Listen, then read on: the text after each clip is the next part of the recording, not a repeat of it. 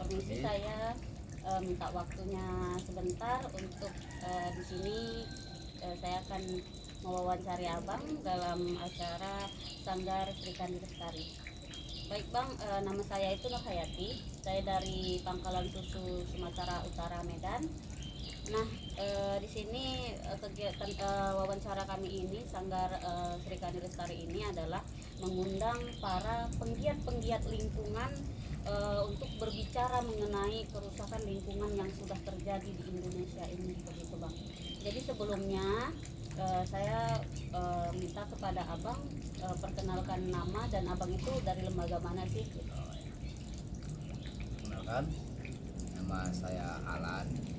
Saya berasal dari lembaga saya Sumatera Selatan Bersih Lestari atau biasanya Sumsel Bersih. Oke, bersama Bang Alan kita di sini. Baik, berarti organisasi Abang ini juga berbicara tentang lingkungan ya, Ya, Bang ya? Fokus ke lingkungan. lingkungan. Oke. Jadi Bang, organisasi Abang ini bergeraknya sudah sejauh mana sih tentang lingkungan kita ini gitu? Sejauh ini kita melakukan advokasi tentang batu bara, kemudian dan PLTU, yaitu batu bara ataupun PLTU yang menggunakan bahan bakar dari batu bara. Iya. Itu banyak efek negatifnya. Jadi kita mengkampanyekan bagaimana Indonesia ini mulai menggunakan energi terbarukan, ya, dan meninggalkan energi fosil gitu. Merusak lingkungan gitu Ya, karena efeknya untuk lingkungan sangat parah. Tambang-tambang batu bara itu ketika habis dieksploitasi itu nggak akan bisa kembali lagi seperti semula. Oh begitu. Iya, butuh waktu ribuan tahun untuk kembali normal seperti sebelumnya gitu kan. Dan rata-rata mulut-mulut tambang itu habis dieksploitasi sudah ditinggalkan begitu saja. Itu sebagian besar seperti itu kan. Berarti sudah memang merusak lingkungan sekali tambang batu bara itu ya Bang ya? Iya, lingkungan rusak. Kemudian manusia yang ada di sekitarnya itu terancam dari segi kesehatannya, mata pencariannya. Masyarakat yang selama ini biasanya berkebun, ketika sudah ada tambang batu bara di sekitar kebun mereka ataupun di sekitar pemukiman mereka, ya efek yang ditimbulkan dari pertambangan tersebut sangat merugikan masyarakat sekitarnya yang bertani karet. Sangat drastis berkurangnya getah karet itu, ya, ataupun yang berkebun-kebun yang lainnya, ya sangat merugikan masyarakat. Oh, berarti memang tambang batu bara ini tidak baik untuk kehidupan kita ya Bang ya. Jadi kayak mana ini pandangan Abang tuh tentang kerusakan lingkungan mengenai memang batu baranya ini yang digunakan untuk PLTU-nya sendiri, katanya menghasilkan listrik untuk kita gunakan agar lebih baik. Ya, kalau menghasilkan listrik, ya Benar ya. benar. Tapi di sini ada potensi soal energi terbarukan. Ya, kenapa tidak kita manfaatkan yang ramah lingkungan, yang tidak merugikan masyarakat? Indonesia ini kaya, Iya, betul. banyak potensi-potensi alam lainnya. Misalkan tenaga matahari. Indonesia ini nggak kekurangan matahari. Betul. Matahari itu memang kita gunakan Ya, setiap Indonesia hari. cuma ada dua musim, musim hujan dan musim kemarau. Iya, Di musim hujan pun sinar matahari berlimpah. betul. Sepanjang tahun kita menikmati sinar matahari. Iya. Beda dengan Eropa. Musim panasnya itu sangat singkat gitu. Jadi abang tuh fokusnya ke mana nih? Ke abang sudah advokasi wilayah-wilayah mana aja, atau fokusnya di mana nih yang udah abang advokasi untuk pertambangan batu bara ini? Untuk saat ini Sumsel Bersih itu mendampingi masyarakat yang ada di Muara Enim yang Muara Enim ya bang? ya Muara Muara Enim, Enim. yang ada pembangunan PLTU 1. Oh, jadi di sana itu masih PLT 1 ya? PLTU 1. Di Sumsel sendiri sudah 8. Oh, sudah 8 Iya. PLTU, berarti sudah rusak sekali itu lingkungannya ya bang ya? Ya. Sudah gimana itu keadaan masyarakatnya di sana itu bang? Ya rata-rata yang namanya masyarakat tinggal di sekitar tambang. Selain penghidupan mereka ataupun masyarakat-masyarakat yang berkebun di sana berkurang secara drastis penghasilannya, ancaman yang terbesar juga dari segi kesehatan. Bagaimana polusi debu batu bara itu yang di sekitaran sungainya itu rata-rata sudah tidak layak konsumsi.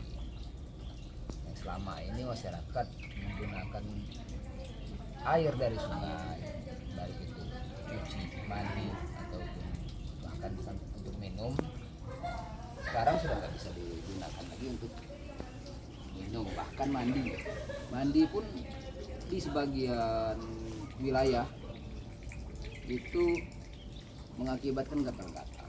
Oh iya ya. Ya, Oh, gitu. Jadi sekarang mereka itu menggunakan kan ini sungai nih yang biasa digunakan mereka.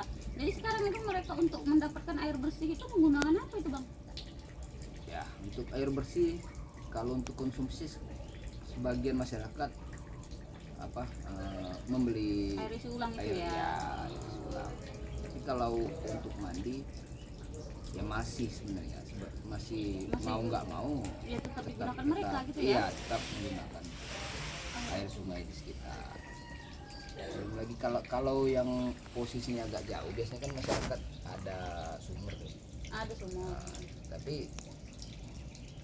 setelah adanya tambang batu bara, air sumur pun ya akan berkurang drastis gitu. Iya ya. Ya, sebagian wilayah malah kering. Oh, sebagian wilayah Iya. kering karena pertambangan batu Iya. bara itu. Ketik jaraknya antara perkampungan atau pemukiman dengan tambang batu bara tidak terlalu jauh, itu biasanya yang efeknya sampai sumur pun menjadi kering gitu. Jadi mayoritas mereka di sana itu perkebunan ya bang ya.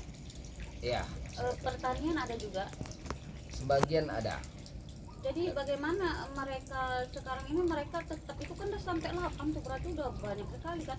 Bagaimana mereka itu, apakah mereka masih bertahan di situ atau ada yang memang mereka udah ya aku pindah aja deh, ngapain di sini gitu.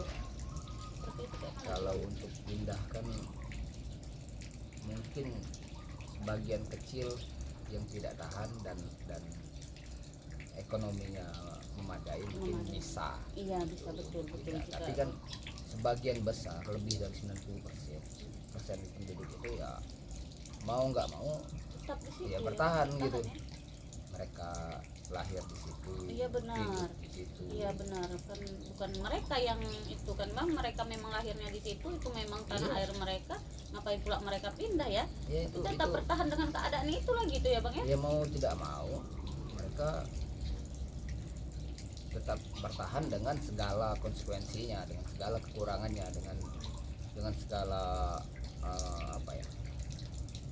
ancaman mulai dari penyakit, Iya, ya kan, penyakit. sampai Ekonomi ya bang ya. ekonomi dan kerusakan alam. Kerusakan alamnya di situ ya. Berarti jadi bang, ini kan abang udah mulai udah menadvokasi di Sumsel kan. Jadi apa namanya, abang udah cara menggalang kekuatan itu, kekuatan untuk merubuhkan atau menghentikan PLTU itu apa sih, udah digalang kekuatan seperti apa yang udah kita buat di situ? Pada dasarnya kan dimulai dari keresahan masyarakat yang ada di sekitar Mm-mm. yang ada di sekitar PLTU 1 itu. Mm-mm. Dimulai dari sana masyarakat mulai kehilangan lahan, kemudian saat ini PLTU 1 itu masih tahap pembangunan Oh, ya, masih tahap pembangunan, jadi belum berproduksi. Karena belum berproduksi ini, kalau tidak dilanjutkan, kenapa harus dilanjutkan? Iya, Karena benar. ketika sudah mulai beroperasi, ancaman lebih besar lebih besar lagi ya Bang ya. mengintai di depan mata. Iya, benar. Ya, debu dari pembakaran batu bara itu kan sangat kecil kan, Iya. bisa saja terhirup pada manusia, dan tentu saja sangat mengancam dari segi kesehatan. Tapi begini Bang, ada yang bilang gini, masyarakat mungkin yang tidak berpengetahuan gitu kan. Ada yang bilang, "Loh, itu kan debunya di atas." Gitu kan. Debunya itu kan terbang ke atas. Kok kita bisa terhirup? Sementara kalau misalnya debu kayak debu kendaraan bermotor atau debu mobil-mobil itu kan memang mengarah ke kita kan. Itu mungkin terhirup seperti itu. Kan ada pandangan seperti itu. Ah, masuk akal nggak sih? Ini kan debunya larinya ke atas, kok bisa kita terhirup? Nah, itu bagaimana tuh pandangan Abang agar Begini, dapat kita mengadvokasi? pada kenyataannya memang debu itu ke atas, tapi kan tentunya akan jatuh lah, namanya debu, walaupun sekecil-kecil apa debu tetap saja akan jatuh, terbawa angin terbawa dia. angin. Yang apa, ancaman yang paling besar itu ada di sekitar PLTU itu, dan radius berapa kilometer itu masih berpengaruh. Tapi yang jelas Berapa kilometer itu kemungkinan- radius dampaknya itu Pak? kalau itu tergantung aja. Oh Ya, iya ya. bisa mulai dari sekitar 1 kilometer sampai mungkin ya di atas 5 kilometer. Itu kan tergantung angin pada saat debu itu keluar dari cerobong PLTU-nya itu. Bang, ini kan baru beroperasi nih, berarti orang Abang udah berapa lama nih sampai sekarang menadvokasi di Sumsel? Terus ini Bang, udah apa sih, udah kemenangan yang udah diraih itu seperti apa sih yang nampak gitu sama orang ya, Abang? jadi begini, untuk Sumsel 1 itu kan belum beroperasi, masih tahap pembangunan. Kita belum menang selama pembangunan PLTU itu dibatalkan. Oh gitu. Target kita Berarti targetnya itu PLTU harus batal harus gitu batal, ya. gitu kan. Nah, pembangunan PLTU itu sendiri namanya kan PLTU 1 Iya. sampai PLTU 8. Artinya PLTU yang lain itu sudah selesai. Sudah PLTU selesai. 8 tinggal PLTU 1 dan PLTU 8. PLTU 8 ini targetnya 2023 ini operasi lagi. Tapi kita belum sampai ke PLTU 8. Kita sekarang ini masih fokus ke PLTU 1 Iya. untuk mencegah jangan sampai beroperasi untuk PLTU 1 ini. Gitu ya Bang ya, berarti yang lain itu sudah beroperasi gitu ya. Ya. Oke Bang, mungkin itu terima kasih saya ucapkan kepada Abang yang telah memberikan waktu kepada kami di dalam acara kami ini. Kemudian setelah itu closing statement lah dari Abang supaya kami ini bisa tahu nih apa yang harus kami lakukan seperti itu Bang. Silakan Abang. Ya, begini, manusia itu sangat membutuhkan dan ketergantungan dengan alam. Jadi ketika alam rusak, maka seluruh manusia akan merasakan dampaknya, akan merasakan kerugian yang sangat besar. Maka mari sama-sama kita menjaga lingkungan dari hal yang terkecil, mulailah dari diri sendiri dulu, kemudian baru berkembang, ajak orang di sekitar kita, ajak orang di kota kita, ajak semua orang di negara kita, dan ajak semua orang-orang yang ada di seluruh dunia ini untuk menjaga alam. Siap.